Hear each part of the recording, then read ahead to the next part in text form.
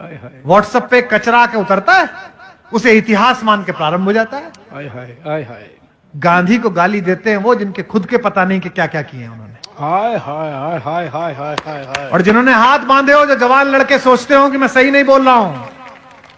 आजादी का जो 75वां साल लिख रहा है ना, अमृत महोत्सव, इसमें बता रहा हूं गांधी का कलेजा नापा नहीं जाता, महसूस किया जाता है कि गांधी का कलेजा कैसे होता है। हाय हाय क्या कहने। आप बताते हैं कि गांधी कौन है? इतिहास की किताब पढ़िए। ये व्हाट्सएप पे सुबह सुबह जो तुम्हें एजेंडा भेजा जाता है ना, जिसे तुम पोटी करते समय पढ़ते हो, उसी लायक ही है वो, क्योंकि उन्होंने भी व्हाट्सएप पे पोटी करी है जो उन्होंने भेजी है आपको। अच्छी बात है। 1932 में पत्रकार लिखे और इस बात को फेसबुक पे लिखना, मैं फर्जी राष्ट्रवादी नहीं हूं कि आपको कोई झूठ बोल के चला जाऊं। 1932 में गोलमेज सम्मेलन में गए थे बापू, सुनो कुणाल, और इंग्लैंड के महाराज ने उनसे मिलने की मंशा जाहिर की। चर्चिल कहता था अधनंगा फकीर है, हर अहंकारी ऐसा ही कहता है सत्य को। रावण भी कहता था कि फकीर है, ये कौन तपस्वी है, इसके साथ ये औरत क्यों रहनी चाहिए, मेरे पास रहनी चाहिए। चर्चिल भी कहता था अधनंगा फकीर है। तो राजा ने कहा कि बुलाओ मिलने के लिए गांधी को। तो आप कभी राजभवन गए हो मिलने के लिए राज्यपाल जी से, राष्ट्रपति जी से मिलने गए हो, तो वहां एक प्रोटोकॉल मिलता है। राष्ट्रपति जी को छुएंगे नहीं, इतनी दूरी पर बैठेंगे, जब इशारा कर देगा एडीसी तो आपको उठना पड़ेगा, ऐसा मिलता है ना प्रोटोकॉल। वो तो दुनिया का सबसे बड़ा आदमी था। और जिस इंग्लैंड का मैं राजा कह रहा हूं, वो आज का इंग्लैंड नहीं, 2/3 दुनिया का मालिक। यूनियन जैक के नीचे पूरी 2/3 दुनिया थी। उसके एडीसी ने लिखकर भेजा कि ग्रे कलर का कोट या ब्लैक कलर का कोट पहनकर आप आए।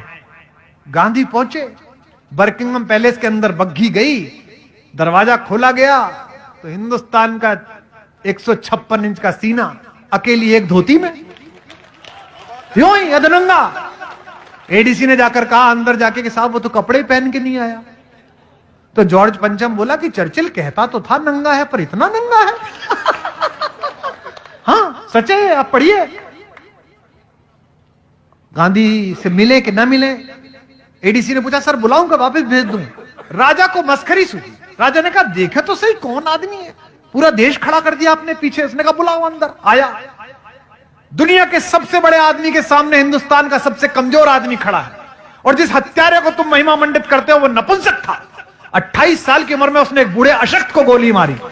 मर्द का बच्चा था तो किसी अंग्रेज में गोली मारता। हाय हाय हाय। मर्द का बच्चा था तो मारता किसी ऐसे आदमी को गोली।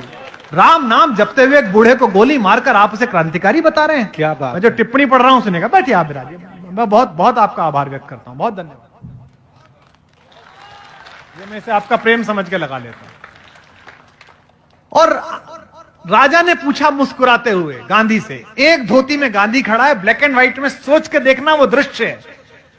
आज ये जरा जरा सी बात पर अमेरिका के सामने घिग्गी बांधने वाले, चीन के सामने घुटने टेक देने वाले, जरा जरा सी घुड़की पे बिल में अंदर घुस जाने वाले नेतृत्वों से पूछना चाहता हूं, चाहे इनकी सरकार का हो चाहे उनकी सरकार का हो। 1932 में गांधी खड़ा है इंग्लैंड में राजा के महल में अकेला। राजा ने पूछा well mister Gandhi, where are your clothes, तुम्हारे कपड़े कहां गए? बिना कांपे, यूरेनियम से बने हुए, प्लेटिनम से बने हुए, डायमंड से बने हुए सीने वाले हिंदुस्तान के सबसे बड़े फकीर ने कहा, जो सेंटेंस बोला उसे बोलने के लिए कलेजा चाहिए, नापने के लिए नहीं, महसूस करने के लिए। उसने कहा, हिंदी में सुनाता हूं जो अंग्रेजी में कहा, नॉट इवन माइन, तुम्हारे कपड़े कहां गए? उसने कहा मेरे छोड़ो महाराज, मेरे पूरे देश के कपड़े तो चुरा कर आपने पहन लिए। इसके लिए कलेजा चाहिए। आपका चाचा अच्छा हो सकता है, आपके बाप अच्छे हो सकते हैं, पर इससे मेरा बाबा बुरा कैसे हो गया यार? आप अजीब आदमी है भाई। क्या कहने। मेरी बेटी मुझसे पूछ रही थी कल, ओके अच्छा tell me who is the best prime minister till date. उसे लगा कि प्रधानमंत्री जी मेरे मित्र हैं तो मैं प्रधानमंत्री जी बोलूंगा। मैं आपको बताता हूं देश का सबसे अच्छा प्रधानमंत्री कौन हुआ। सभी ने अच्छा काम किया। नेहरू जी ने IIT IMD अच्छा काम किया, इंदिरा जी ने प्रीवी पर्स खत्म किया, बैंकों का राष्ट्रीयकरण अच्छा काम किया, राजीव गांधी कंप्यूटर लेके आए तो बहुत अच्छा काम किया, अटल बिहारी वाजपेयी गठबंधन कैसे चले इस देश को सिखाया, नरेंद्र मोदी ने बहुत अच्छा काम किया, सबने अच्छा काम किया। लेकिन दोस्तों इस देश का सबसे ताकतवर प्रधानमंत्री था 5 फुट 4 इंच का। हाय हाय। कुछ लोग अभी समझे नहीं। लाल बहादुर इलाहाबाद का वो लाल जिसकी बहादुरी से पूरी दुनिया थर्राती। आए, वाह 19 महीने शासन किया था शास्त्री जी ने। 1000 साल में पहली बार हम जीते थे पाकिस्तान के खिलाफ। पहली बार हमने लड़ाई लड़ी और हम जीते। और सेनाध्यक्ष ने आकर कहा कि साहब वो कश्मीर में बहुत टर्बुलेंस हो रही है। बोले कैसे? बोले वो आते हैं मार के चले जाते हैं। बोले कहां चले जाते हैं? मारो वहां जाके। तो बोले तो सीमा के पल्ली पार चले जाते हैं। तो शास्त्री जी ने कहा पल्ली पार जाकर मारो। तो सेनाध्यक्ष बोला साहब ये तो वार हो जाएगी। शास्त्री जी ने कहा देश के नागरिकों को बचाने के लिए शांति हो या युद्ध हो करना ही चाहिए। आपके साथ खड़ा। हाय हाय हाय हाय। इतिहास को किताबों से पढ़ो, अपने नेताओं के चिंटू बनकर मत पढ़ो। इतिहास को पुस्तकों से पढ़ो भाई। ये लाइव जा रहा है, इसे लाखों लोग देख रहे हैं और मैं जानता हूं कि कल मुझे गालियां भी पड़ेंगी। छोड़ेंगे नहीं भक्त। फिर भी कह रहा हूं और यहां भी बैठे होंगे, उनकी गालियों के बीच कह रहा हूं, आमंत्रित कर रहा हूं आप में से जो पढ़ा लिखा हो वो यहां आ जाए। एक माइक में दे दूंगा, आज बहस कर लें। इनका तो दुर्भाग्य है कि इन्होंने खुद ने ऐसों की फौज इकट्ठी कर रखी है जो बोल नहीं पाती। हाँ बिल्कुल सही। कैसे बोलेंगे? जनरल अयूब 6 फुट 2 इंच का था। एक संवाददाता थे बीबीसी के, मार्क टली। कितने लोगों को नाम याद है उनका? पुराने लोगों को। हाय हाय हाय। बीबीसी में मार्क टली थे, पुराने लोगों को याद होगा। हिंदी बहुत अच्छी बोलते थे। मसूरी में उनका मकान था, मैं भी मिलने जाता था।